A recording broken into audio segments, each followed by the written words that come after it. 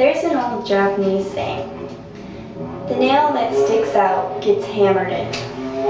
I know that as high schoolers, it's your goal to stand out, to be unique in any way that you can, your piercings, your clothing. But when you go to another country, it's your job to fit in. That's why I hope that by informing you guys on some cultural differences of Japan and a variety of situations that you're going to face, such as your arrival in the home and when you go out, that you'll know how to react and to be respectful and polite to your host family and to the people in Japan. You might be nervous about your first encounter with your host family, but learning about what's normal in Japan can help better prepare you for the comfortable transition into life with them. Imagine that you have a host student and you go to pick him up at the airport and he gets off the airplane and he smacks your mom in the butt. And you would be utterly shocked by this action because in America we don't greet people by spanking them in the butt. But maybe in the land of Snuffletoffs that's normal. That's why it's important to think about the cultural surrounding that you're going to be in and how to plan your arrival. So when you greet your host family, try to be happy, smile, and show them that you've been looking forward to meeting them. You can greet them in English or in Japanese. If you greet them in English, they might not understand you, but they'll be understanding of your feelings, and those feelings will be conveyed. Or you can try in Japanese. You can say hajimemashite, which means nice to meet you.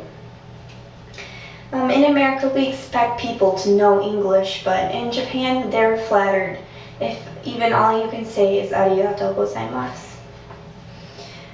Once you arrive at your host family's house, you obviously take your shoes off, and usually in Japan, the first time you visit somebody's home, you bring some type of gift.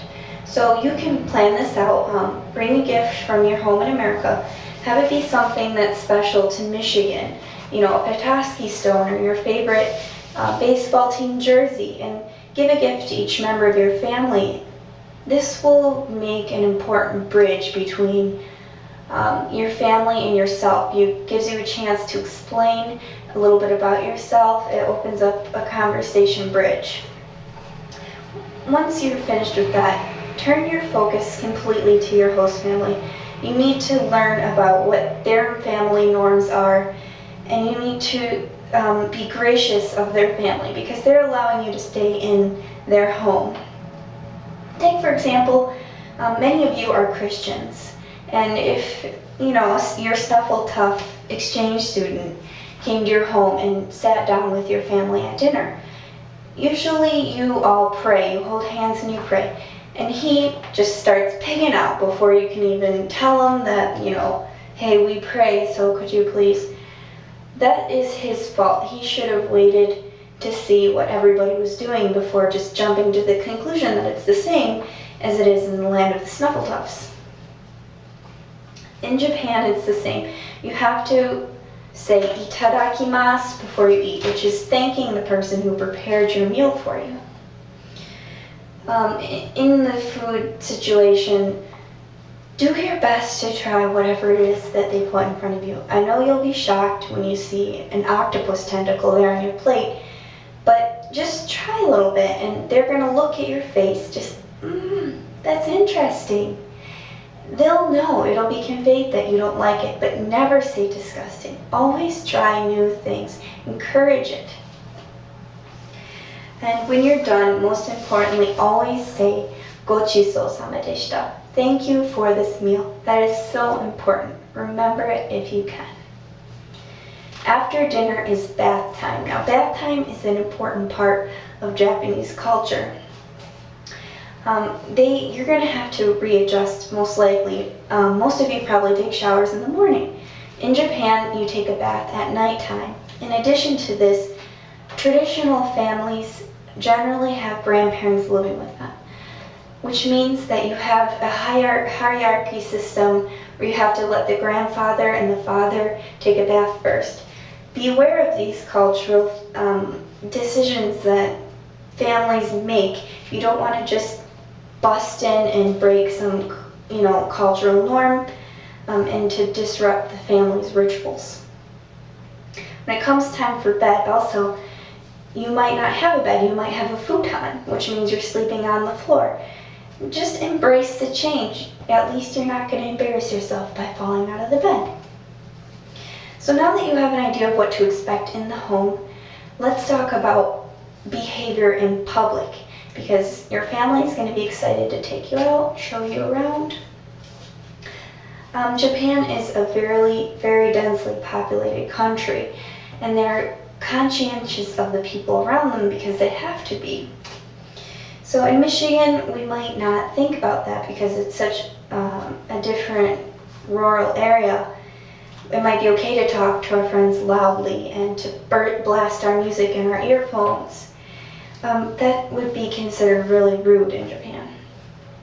So make sure that you're conscious of your behavior. People are watching you. You're a foreigner. You stand out. You might jaywalk in America. You might spit your gum on the ground. Be careful of the things that you do. People will think that you're rude. Also, consider the people walking behind you. Try to walk to one side. People need to pass you. There are people on bicycles. Also, Japan is very ecological. They'll have different trash bins for different items. If you decide you need to have a soda pop, throw it away in the proper bin. There's a picture there for you of a can, so even foreigners can get it right. So these things might seem small to you, but all of these things reflect you and your country. There's also a number of social rules that you're going to need to abide by when you're using the public transportation system. A lot of Japanese families don't have cars, which means they rely heavily on buses and trains to get them wherever they need to go. There will always be people on the bus and train, even if it's just a few.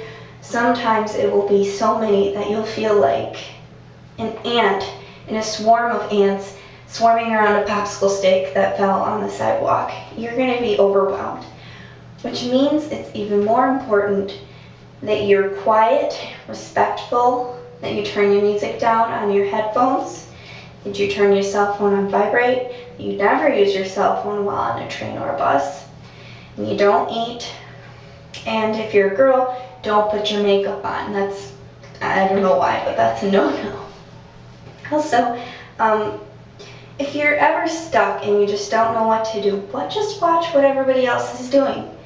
And if you just try to be flexible and polite, even if you make a mistake, people will understand.